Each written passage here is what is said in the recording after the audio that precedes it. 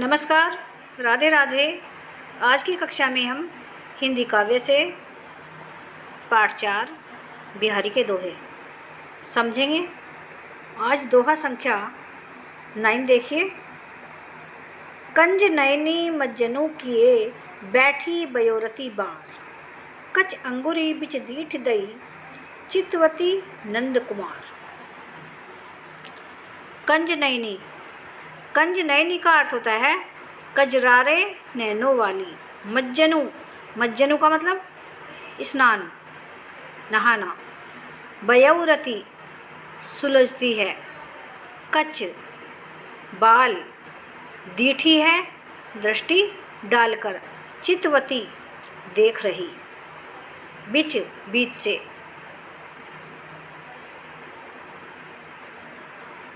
एक सखी दूसरी सखी से नायिका प्रियतम को देखने की चतुराई का वर्णन करते हुए इस दोहे में कह रही है।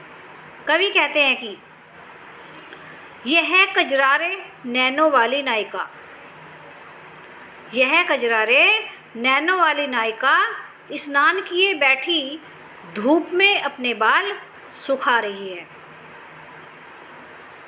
इसी बहाने से बालों के बीच में उंगलियां डालकर उनके मध्य में दृष्टि डालती हुई नंद कुमार, यहाँ पर नंद कुमार का मतलब प्रियतम है,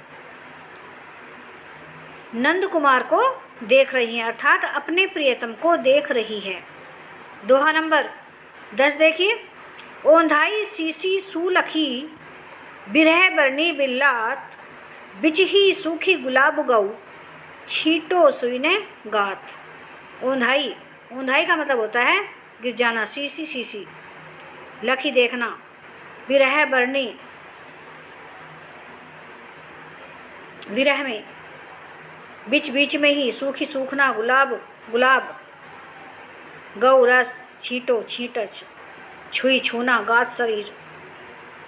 इस दोहे में विरह ज्वाला में दग्ध जली नायिका की मार्मिक दशा का वर्णन किया गया है।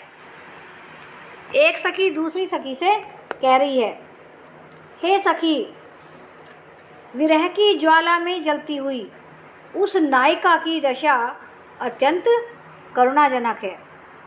ओंधाई सीसी सूलखी बिरह बरनी बिल्लाल, अत्यंत करुणाजनक है। उसकी विरह अग्नि की लपटें इतनी प्रचंड है कि हमने उसकी तपन को कम करने के लिए गुलाब जल की सारी सीसी उलट दी,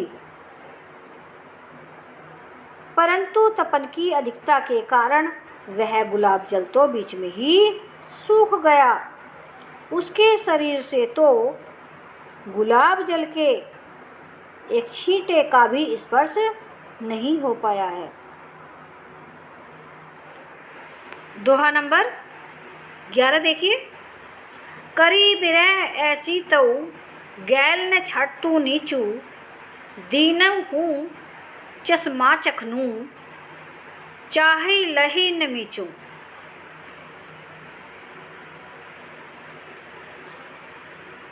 तऊ, तऊ का मतलब होता है तब भी। गल, गल का मतलब पीछा। नीचू, नीच। चश्मा, चश्मा। चश्मे का मतलब चश्मा। नीचू, मीचना। नीचू, नीच। छाड़ तू, छोड़ना। चखनू, चखना। इन पंक्तियों में विरहिणी नायिका की करुण वेदना की अभिव्यक्ति की गई है। विरहिणी नायिका के प्रियतम के सामने नायिका की मार्मिक दशा का वर्णन करती हुई कहती है कि हे सखी, विरह के कारण मेरी आंखें, विरह के कारण मेरी सखी की दशा अत्यंत दुखद हो गई है। एक सखी जो है यहाँ पर दूसरी सखी से कह रही है कि विरह के कारण मेरी सखी की दशा अत्यंत दुखद हो गई है, परंतु नीच विरह अब भी उसका पीछा नहीं छोड़ रहा। जो विरह है उसको नीच कहा गया है। अब तो विरह में सूख कर वह इतनी कमज़ोर हो गई है कि मृत्यु भी उसे आँखों पर चश्मा लगाकर ढूंढ रही है। मृत्यु भी जो है उसको उसकी नहीं हो रही, मृत्यु भी उसके पास नहीं आ रही है, मृत्यु भी ढूंढ रही है उसको, परंतु फिर भी वह उसे नहीं देख पाती। कौन? मृत्यु। कहने का तात्पर्य यह है कि वह अब तक मर जाती, परंतु वह केवल इसलिए अभी तक जीवित बची है कि मृत्यु उसे नहीं देख पा रही, मृत्यु को वह दिखाई नहीं दे रही है। नंबर 12, पिए कई ध्यान कही गई, रही वही हई नारी, आपु आपु ही आरसी, लखी रिज तीर जिवारी। आरसी का मतलब होता है दर्पण, शीशा। प्रिय प्रिय, रिजवारी रीझने वाली, रूप गुण पर, सौंदर्य पर। लखी देखना, नारी स्त्री, आपो अपने आप ही, ध्यान ध्यान। एक सखी दूसरी सखी को प्रियतम पर आसक्त, आसक्त का मतलब होता है मोहित होना। आसक्त देखकर अन्य सखी से कह रही है, एक सखी जो है दूसरी सखी को प्रियतम पर आसक्त देखकर आपस में जो है वे बातें कर रही हैं, कह रही हैं कि अपने प्रियतम का ध्यान करती हुई, अपने प्रियतम का ध्यान करती हुई वह नायिका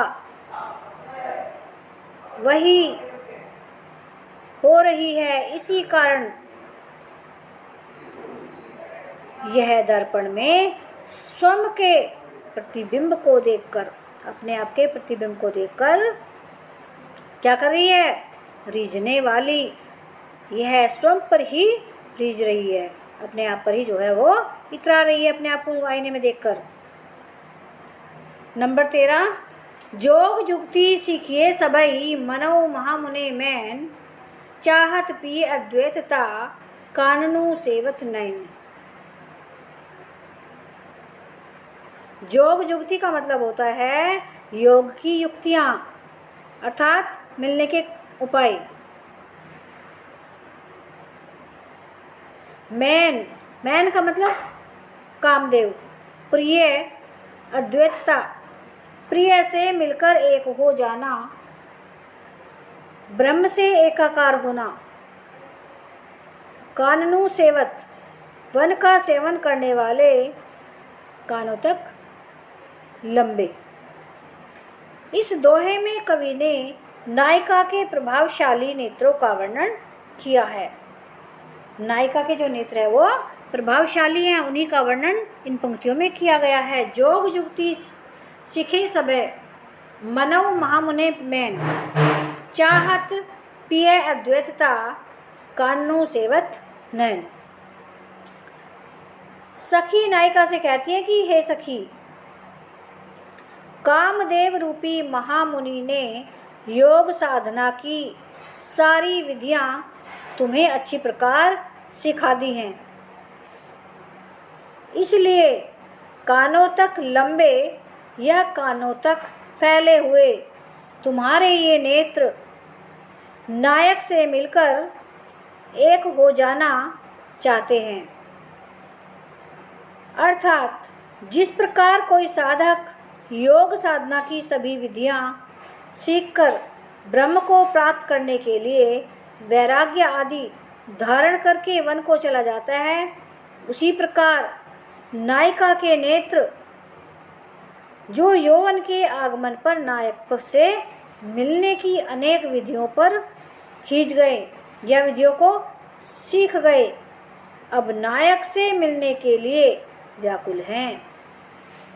इसी अभिलाषा से अब वे कानों तक फैल गए हैं। प्यारे बच्चों, यदि आपको हमारा वीडियो पसंद आया हो तो चैनल को सब्सक्राइब करें, वीडियो को लाइक करें, कमेंट करें, शेयर करें।